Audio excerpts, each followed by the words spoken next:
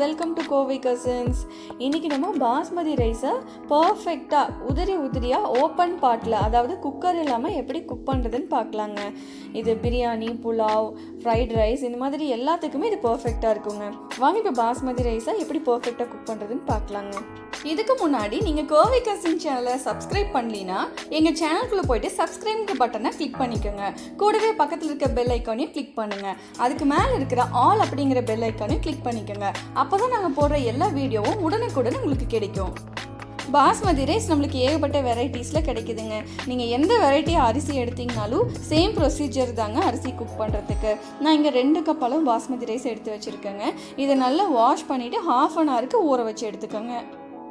நான் இங்கே 1/2 hour ரைஸை நல்லா ஊற வச்சு எடுத்துருக்கேங்க. இந்த மாதிரி ஊற வைக்கும்போது அரிசியில் இருக்கிற எக்ஸ்ட்ரா ஸ்டார்ச் எல்லாமே இந்த தண்ணியில் போயிடும். அடுத்தது நான் இங்கே ஒரு பாத்திரத்தில் 2 லிட்டர் அளவு தண்ணி வச்சுருக்கேங்க. தண்ணி நல்லா ஹை ஃப்ளேமில் வச்சுட்டு கொதிக்க வச்சுக்கோங்க. தண்ணி இந்த அளவு நல்லா கொதிச்சு வரும்போது நம்ம ஊற வச்சு எடுத்துருக்கிற அரிசியை இதில் சேர்த்துக்கலாங்க.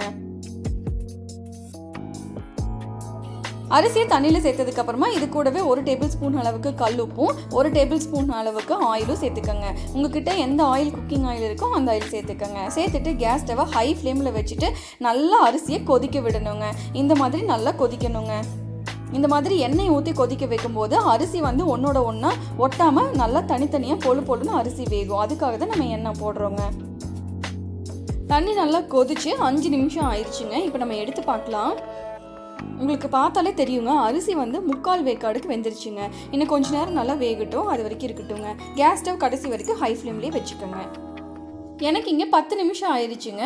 சாப்பாடு நல்லா வெந்துருச்சுங்க. உங்களுக்கு பார்த்தாலே தெரியும், நல்லா பொழுன்னு வெந்திருக்குங்க. இதுலேருந்து நம்ம இப்போ ஒரு சாப்பாடு எடுத்து நசுக்கி பார்க்கலாம். இப்போ இந்த மாதிரி ஒரு சாப்பாடை நசுக்குனீங்கன்னா 3-4 உடையணுங்க. இதுதான் கரெக்டான கன்சிஸ்டன்சி. இப்போது இமீடியட்டாக நம்ம கேஸ் ஸ்டவ் ஆஃப் பண்ணிவிட்டு இந்த மாதிரி ஒரு பெரிய ஸ்ட்ரெயினரில் உடனே வடிகட்டி எடுத்துருங்க. கொதிக்கிற தண்ணியிலேயே சாப்பாடு ரொம்ப நேரத்துக்கு விட்டுட்டிங்கன்னா சாப்பாடு ஓவர் குக் ஆயிருங்க. அப்போ நம்மளுக்கு பர்ஃபெக்டான பிரியாணியோ, புலாவோ இல்லை ஃப்ரைட் ரைஸோ செய்ய முடியாது. ஸோ இந்த மாதிரி கம்ப்ளீட்டாக உடனே எல்லா தண்ணியும் வடித்து எடுத்துருங்க. தண்ணி எல்லாம் சுத்தமாக வடிஞ்சதுக்கு அப்புறமா இப்படியே இதை விட்டு நல்லா ஆற விட்டுருங்க. தண்ணி வடிஞ்சிருச்சுன்னு சொல்லிட்டு இது இமீடியட்டாக எடுத்து ஹாட் பாக்ஸ்லையோ இல்லை வேறு இதுலையோ போட்டு மூடி வச்சிடாதீங்க. மறுபடியும் சாப்பாடு ஓவர் குக்காக இருக்க வாய்ப்பு இருக்குது. அதனால் இப்படியே கம்ப்ளீட்டாக கூல் டவுன் பண்ணி எடுத்துக்கோங்க. அவ்வளோதாங்க, பொழுன்னு பர்ஃபெக்டான பாஸ்மதி ரைஸை குக் பண்ணி எடுத்தாச்சு. கண்டிப்பாக நீங்களும் ட்ரை பண்ணி பாருங்கள். உங்களுடைய பிரியாணியோ இல்லை ஃப்ரைட் ரைஸோ பர்ஃபெக்டாக இருக்கும். செஞ்சு பார்த்துட்டு எங்களுக்கு எப்படி இருக்குன்னு கமெண்ட் பண்ணுங்கள். கூடவே லைக் பண்ணுங்கள், ஷேர் பண்ணுங்கள், சப்ஸ்கிரைப் பண்ணுங்கள்.